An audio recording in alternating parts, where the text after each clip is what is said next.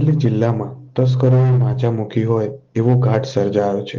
શહેર અને ગામડાઓમાં ઘરફોડ ચોરીની ઘટનાઓમાં દિન પ્રતિદિન વધારો નોંધાઈ રહ્યો છે। તસ્કરો શુભ મુહૂર્ત જોઈને ચોરીની ઘટનાને અંજામ આપી રહ્યા છે। મોડાસા શહેરના દેવાયત નગરના 10 જેટલા બંધ મકાનને ટાર્ગેટ કર્યા હતા, જે ઘરફોડ ચોરીની ઘટનામાં 3 મકાનમાં ચોરી થઈ હોવાની ફરિયાદ નોંધાઈ હતી, જેમાં પોલીસને ભેદ ઉકેલવામાં સફળતા મળી છે। ત્યારબાદ માલપુરના મંગલપુર ગામના એક શિક્ષકના બંધ મકાનમાંથી તસ્કરોએ ₹30 લાખની મતાની ચોરી કરી હતી। તસ્કરો ફરાર થઈ જવાની ઘટનાની ફરિયાદ નોંધાઈ છે।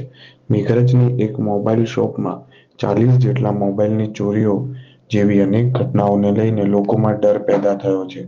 ઘટનાઓનો ભેદ ઉકેલવા પોલીસ તેના તમામ પ્રયાસ કરી રહી છે, પરંતુ ભેદ ઉકેલવામાં પોલીસ નિષ્ફળ રહેતા લોકો પોલીસ સામે પણ સવાલો ઊભા કરે છે।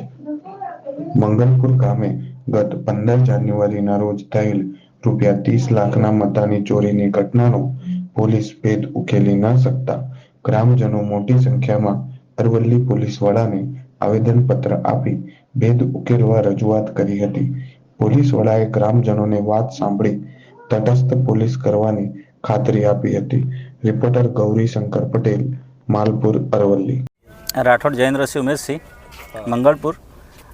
મારા ઘરે બંધ મકાનમાં ચોરી થઈ ગઈ એ બાબતે તારીખ 15/1/2024ના રોજ માલપુર પોલીસ સ્ટેશને ફરિયાદ આપેલ છે, અને તે સંદર્ભે એ ડોગ સ્ક્વોડ આવેલ અને શકમંદને ઘરમાં પણ એ ઘૂસી ગયેલ અને એને પકડેલ અને સાથે લઈ ગયેલ, છતાં જે પરિણામ મળેલ નથી। એટલે માનનીય એસપી સાહેબને રજૂઆત કરવા ગ્રામજનો સાથે આવેલ છીએ, અને એસપી સાહેબ પર અમને સંપૂર્ણ વિશ્વાસ છે। તમને સ્થાનિક પોલીસ પર વિશ્વાસ છે કે નહીં?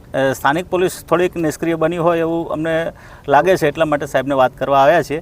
તપાસ ચાલે છે, પણ 2 દિવસથી એ લોકો ઘર તરફ પણ આવ્યા નથી, એટલે અમને એવું લાગ્યું કે સાહેબને રજૂઆત કરીએ। તમને સ્થાનિક પોલીસ કઈ કહે છે કે પ્રેશર સ્થાનિક પોલીસ એવું કશું કહેતી નથી, પરંતુ આ સાહેબને અમે રજૂઆત કરી કે અમને ન્યાય મળે, બસ। અવનવી ખબરો જોવા માટે અમારી ચેનલને લાઈક કરો, શેર કરો અને સબસ્ક્રાઇબ